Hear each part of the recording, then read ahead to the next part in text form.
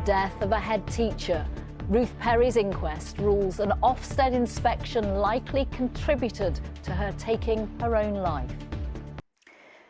The inquest into the death of the head teacher who took her own life following her school's Ofsted inspection has ruled the inspection likely contributed to her death. Ruth Perry died in January after Ofsted visited her primary school in Reading last November.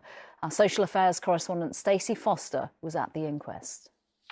Delivering her conclusions this morning, the senior coroner, Heidi Connor, said that it was likely that Ofsted inspection contributed to Ruth's death. The coroner said that aspects of that inspection were rude and intimidating, and it was something done to the school rather than with the school. There was a real concern about that single word judgment of inadequate and how that related to a school where everything was inadequate, but also another school where perhaps just safeguarding was inadequate, and that could be resolved in a matter of weeks. Ruth Perry took her own life on the 8th of January this year, and after the coroner delivered her conclusions, her family delivered a pen portrait. They spoke about Ruth. They said she was so much more than her terrible preventable death, so much more than a victim of the inhumane system of inspecting schools. They said she was more than a head teacher, a mother, a sister, a daughter,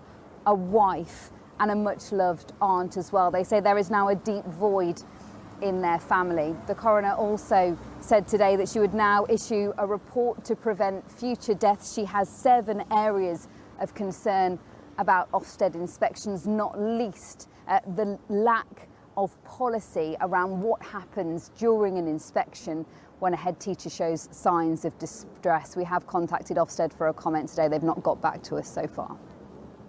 Stacey Foster reporting.